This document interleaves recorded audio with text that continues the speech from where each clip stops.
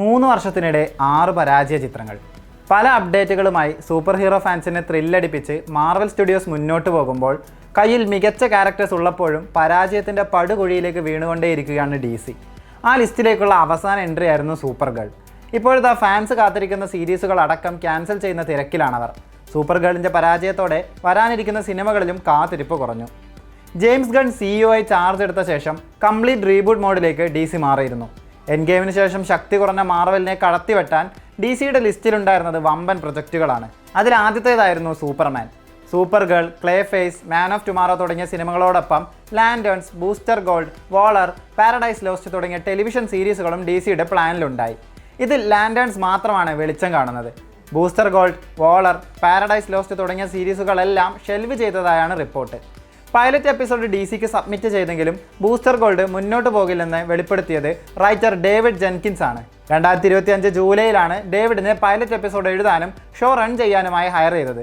തനിക്ക് ഏറ്റവും ഇഷ്ടപ്പെട്ട പൈലറ്റ് സ്ക്രിപ്റ്റുകളിൽ ഒന്നാണിതെന്ന് എഴുത്തു കഴിഞ്ഞപ്പോൾ പറഞ്ഞ ജെൻകിൻസിനെ മാറ്റി പുതിയ ക്രിയേറ്റീവ് ടീമുമായി മുന്നോട്ട് പോകാൻ DC ശ്രമിക്കുന്നുവെന്നാണ് റിപ്പോർട്ട്.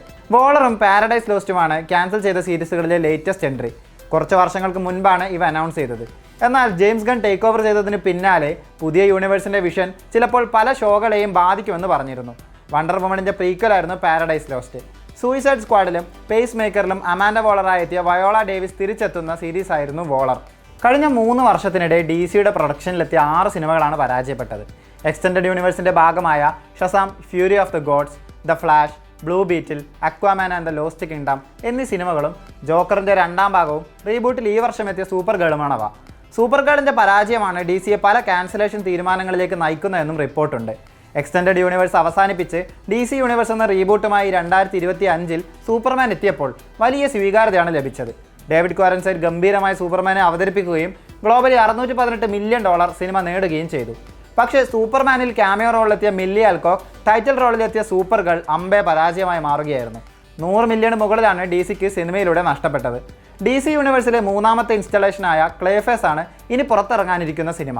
ഒക്ടോബർ 23-നാണ് ചിത്രം തിയേറ്ററുകളിൽ എത്തുന്നത്.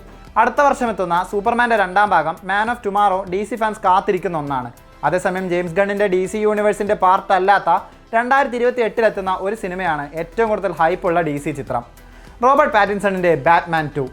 കോമിക് മാറി ആനിമേറ്റഡ് സീരീസ് ആയപ്പോഴും സിനിമ ആയപ്പോഴും DCയുടെ സേവിയർ എന്നും ബാറ്റ്മാൻ ആയിരുന്നു. നോളൻ്റെ ബാറ്റ്മാൻ ബിഗൻസ് DCക്ക് നൽകിയത് പുതുവെളിച്ചമാണ്. എക്സ്റ്റൻഡഡ് യൂണിവേഴ്സിലെ പല സിനിമകളും തകർന്നപ്പോൾ DCയെ ഫൈനാൻഷ്യലി സ്റ്റേബിളാക്കി നിർത്തിയത് ബാറ്റ്മാനും റിലേറ്റഡ് ക്യാരക്ടേഴ്സുമായിരുന്നു. റിച്ച് ആണെന്ന ബാറ്റ്മാൻ സൂപ്പർ പവർ DCയെ പലതവണ റിച്ച് ആക്കിയെന്ന് സാരം. റീബൂട്ട് സിനിമകളിൽ ഫാൻസിനിടയിൽ സമ്മിശ്ര പ്രതികരണം ഉണ്ടെങ്കിലും ബാറ്റ്മാനെ അവർ ഒരിക്കലും കൈവിട്ടേക്കില്ല. വരും സിനിമകളിലൂടെ DC അവരുടെ പ്രതാപകാലം തിരിച്ചുപിടിക്കുമെന്നും പ്രതീക്ഷിക്കാം.